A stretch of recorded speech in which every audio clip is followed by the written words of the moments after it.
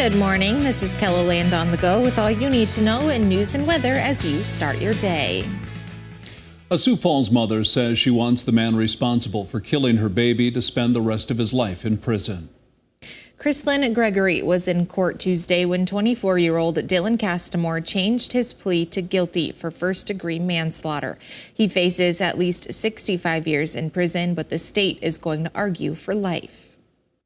We discussed it with her. We discussed it with the detective, Pat Murtis, who has worked tirelessly throughout this case, even through today. Castamore was charged in the beating death of 8-week-old Daxton Castamore back in November of 2021. No sentencing date has been set yet. Well, as several cases make their way through the courts, Legion play has been suspended for the Mitchell Baseball Association. Leadership with the American Legion Department of South Dakota tells KELOLAND News that if you're a mom or dad and your child is interested in playing Legion baseball, there should be no concerns about safety. No, and if they do, they should reach out to their local coach, their local team manager, the local American Legion post, or they can reach out to our department headquarters, and we're going to make sure that those kids are protected. 6 suspects face rape charges in adult court. They were on Mitchell's varsity Legion team when the crimes allegedly happened. 2 adults are also charged in connection with the investigation. All have pleaded not guilty to the charges against them. Coming up this morning, the South Dakota Supreme Court will hear arguments to determine whether former Attorney General Jason Ravnsborg should temporarily lose his law license. Court documents say Ravnsborg violated Rule 8.4 of the Rules of Professional Conduct during his time as Attorney General. Ravnsborg was impeached in 2022 for his involvement in a deadly crash. More than a year earlier, he'd hit Joe Beaver while driving and left his body in the ditch near Highmore. Ravnsborg told investigators he thought he'd hit a deer. He will appear before the court at 9 a.m. at the state capitol. KELOLAND News will live stream the hearing right here on our website and bring you coverage from Pierre throughout the day on KELO TV. Now let's get a check of our weather with meteorologist Scott Munt. Snow the story today, Scott. That it is, and that snow continues this morning, western and central South Dakota, as it continues to move to the east for the morning hours. Cannot rule out periods of heavy snow. We've been seeing that across western South Dakota this morning. You see our forecast highs today, they're in the 30s, but southeastern KELOLAND will warm to the low to middle 40s. We'll probably start in the form of rain, eventually switching to snow as we go through the later part of the afternoon and heading into the evening. And then tomorrow, late in the day tomorrow, another round of snow will be possible across western South Dakota. We'll see how far east that moves as we go through the evening and overnight for tomorrow. Once we get into Friday and the first half of the weekend, temperatures will be cold and it will be windy. More details on the KELOLAND Live Doppler forecast with Brian coming up. Thank you, Scott. Sioux Falls police are asking for the public's help in finding a person who broke into a car last week. Police say it happened early Friday morning in the western part of the city. Security video shows a red car pull up to another vehicle. A person gets out and easily breaks out a car window to climb inside. They get out a bit later and leave in the red car that appears to have several other people inside. Police believe this group may have committed several other car burglaries. If you recognize them, contact police, Crime Stoppers, or use the P3 Tips app. We're hoping to learn more about a crash at a central Sioux Falls intersection last night. Our KELOLAND News crew was able to capture this video of the scene at 26th and Minnesota.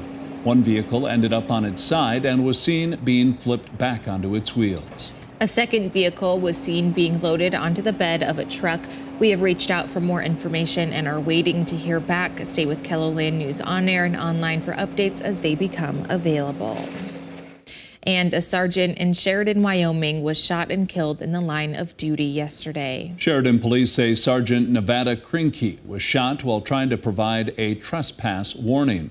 He was taken to the hospital where he later died from his injuries. The suspect ran from the scene. He was found a short time later at a home where he had barricaded himself inside. The city of Sheridan released the mayor's statement on the death of Sergeant Krinke.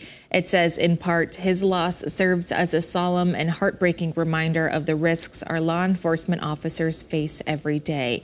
Sergeant Krinke, a U.S. Army veteran, served in law enforcement for 6.5 years.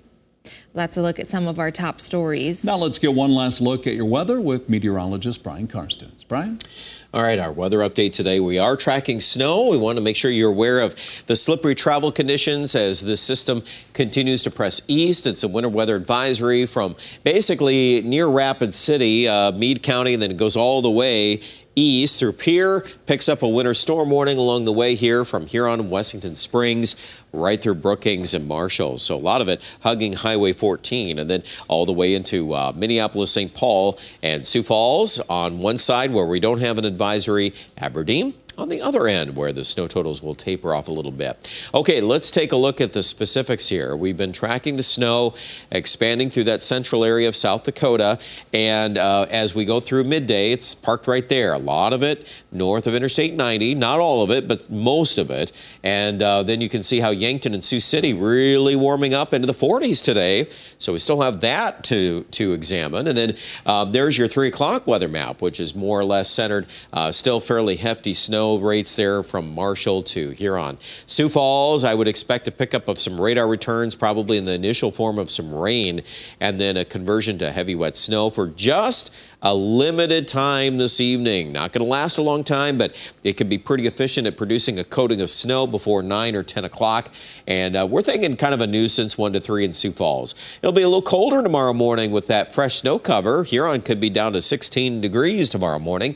And don't forget, out in the Black Hills, here comes another round of snow and affecting the southwestern corner of Ketherland for Thursday afternoon and Thursday night. That easily could scrape Winter, Gregory, maybe Yankton with some minor, at least some accumulations. Well, more on that story a little bit later today. We highlight on our snow forecast the heaviest band around Huron and Brookings. That's a 3 to 6, but there could be some isolated pockets, a little bit more than 6. 2 to 5 Pierre, 2 to 5 Chamberlain. All of that falling mainly down and just accumulating pretty good and sticking to the surfaces. So drive with care today as roads will be sloppy and slippery. Well, let's take a look at your forecast. Actually, I'll back up one map here. We'll show today 40 Sioux Falls, 34 there in Mitchell with that snow arriving as well. Watertown, pretty good odds of snow this afternoon, high of 31, and Aberdeen also in the low 30s. For tonight, that's snow in Sioux Falls this evening, and then it'll just be mostly cloudy after midnight, low temperature 18. In fact, we might even clear things a little bit tomorrow morning, and then we'll kind of watch back to the west as that new batch of snow comes into Custer, Rapid City tomorrow afternoon. Once that rolls through, there is going to be an increase of some wind, especially into Saturday. So Friday, Saturday are trending definitely a little cooler.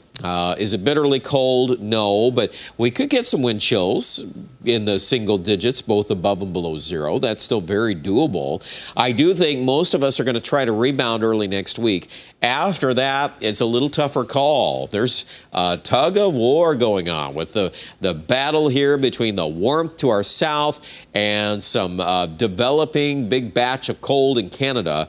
Not ready to give it a green light yet in the 7 days. So for now, we'll kind of hold the difference there. We'll say a lot of mid-30s to low 40s early next week in Pierre. That seems reasonable. Your 2 to 5 inches of snow probably not going to disappear right away.